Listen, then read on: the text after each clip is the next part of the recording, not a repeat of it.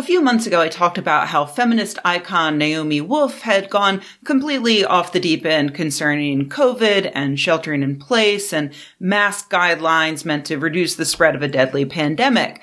Back then, she was still in the phase of like weird uncle on Facebook, posting stuff like, hardly anyone dies of COVID and this is going to hurt small businesses.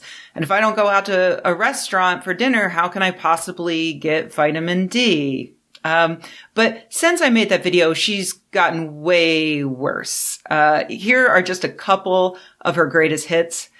Terrifying, Wolf wrote. Also confirms/explains the conversation I overheard in a restaurant in Manhattan 2 years ago, in which an Apple employee was boasting about attending a top secret demo. They had a new tech to deliver vaccines with nanoparticles. Nanoparticles that let you travel back in time. And in case you think she's kidding, she helpfully adds, not kidding. Ken Klippenstein tricked her into posting this quote from a doctor saying, if a vaccine is effective, then why do you need to pressure people to take it? Informed consent means letting patients make their own choices. That doctor is actually a porn star named Johnny Sins. So you really got to appreciate the use of informed consent there. It's a nice touch.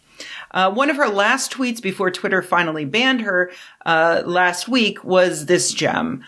It seems urgent for public health to separate vaccinated people's urine/feces from general sewage supplies/waterways till studies are done how mRNA in sewage drinking water will affect all. The ad campaign tried to make unvaccinated toxic to others, but maybe reverse is true. Like, at some point, I had to stop mocking her because it seems like there's more going on here than just this person is wrong. And I don't have the psychology training to be able to know exactly when it turns into this person needs to seek professional help.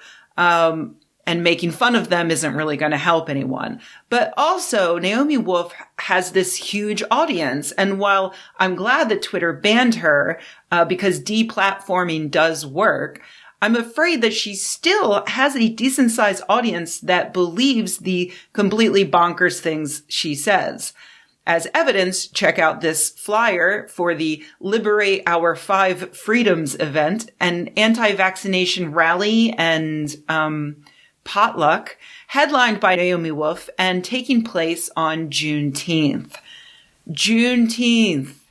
Now, for those outside the United States and those who were failed by the U.S. educational system's lack of interest in non-white narratives, Juneteenth is a holiday that has been celebrated since 1865, marking the abolition of slavery, starting in Texas, due to emancipation taking a really long time to catch on there, due to how remote and racist they are. In case you were hoping that maybe this anti-vaccine potluck was just coincidentally scheduled the same day as Juneteenth, a celebration of the emancipation of slavery, it wasn't. The 19th is a day of emancipation, and it's a day when we claim our freedom. It's when we see that we are not slaves to mandate. It's when we take our power back. So says the organizer of the event. Journalist Owen Higgins writes that they asked Levin how she analogized American chattel slavery, where slaves were whipped, beaten, raped, and murdered by their white masters for centuries, to the temporary restrictions over the last 15 months due to the pandemic. We have been enslaved by our government, she replied. Well, all the best to them and their potluck, I guess. By which I mean, I hope that no one starts a rumor that Bill Gates spiked his potato salad with life-saving vaccines. By which I mean, I hope someone does start that rumor, because anti-vax dipshits do not deserve to feel safe around potato salad. But some of these statements I've mentioned, like we have been enslaved by our government, and Wolf's retweeting of a porn star saying, if a vaccine is effective, then why do you need to pressure people to take it? All of these call to mind a study I read published this week in my favorite journal, Penis, in Overcoming COVID-19 Vaccination Resistance When Alternative Policies Affect the Dynamics of Conformism, Social Norms, and Crowding Out. 2 researchers looked at attitudes that Germans had towards government-mandated vaccines throughout 2 waves that that country experienced of COVID infections. And they found that as the pandemic got worse in Germany, support for mandatory vaccines dropped, while at the same time, people became more supportive of voluntary vaccines. They found that the biggest driver for those who were opposed to mandatory vaccines was distrust of the government, writing that those who distrust public institutions are more likely to believe that the vaccine is not effective and that if mandated, it restricts their freedom. So you can see how this jibes with the common complaints that we hear all the time from anti-vaxxers like Naomi Wolf. They're skeptical of the government, sometimes to the point of conspiracy-level paranoia, and view their own personal freedom to do as they please as more important than saving the lives of those around them. If these people are less likely to want to get vaccinated if it's being mandated by the government, that presents us with a few problems. First, there's the problem of enforcement. Do we really have the resources to track down and fine or imprison or force vaccinations upon everyone who refuses a vaccine?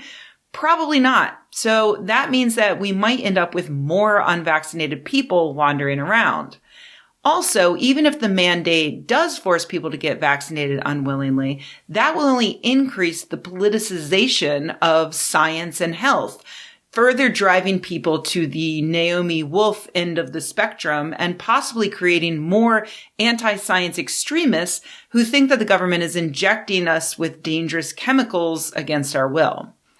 One of the study authors warned that costly errors may be avoided if policymakers reflect carefully on the costs of enforcement.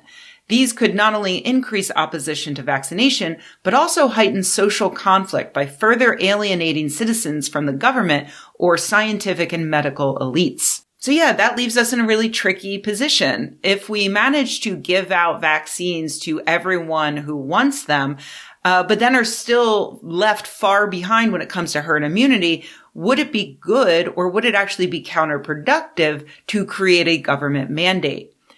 Honestly, this study can't really tell us that. It can only give us hints, because this was just a survey, more or less, of people who were asked a hypothetical question about a government mandate that didn't exist for a vaccine that didn't yet exist. The authors suggest that this counterproductive result might not just come from a mandate, but also from incentives, as both rewards and punishments might crowd out any moral or ethical consideration that a person might want to make. And so the person receiving the vaccine never gets that strong sense of, community and social gel compared to someone who gets the vaccine purely out of a sense of social responsibility. But here's the rub. We already know that incentives work. Several U.S. states, including my own, have started doing vaccine lotteries where they give millions of dollars in cash and prizes out to people who get vaccinated. The trend started in Ohio, where they started handing out $1 million every week, and they immediately saw the number of appointments for vaccinations jump 73%. And I could be wrong here, but I don't think Ohio has seen an equal and opposite drop in social cohesion. So personally, I don't really buy the argument, the crowding out argument that a lack of intrinsic decision-making is the problem. But I do buy the argument that for a certain subset of people, most of whom exist on a spectrum located very nearby to paranoid anti-government kookballs, a government mandate does run the risk of further radicalizing them and pushing them into their extremist echo chamber. The answer isn't necessarily we can't ever do a government mandate, but it might be something like, let's reach out to these people to work to increase trust in the government and in scientists, or let's try using incentives, or even let's introduce easier to enforce restrictions like barring unvaccinated people from public schools and public spaces before we institute a hardline government mandate. Anyway, I'm really interested to see how many people show up to Naomi Wolf's potluck. If you are in the area, please go and report back. but stay away from the potato salad.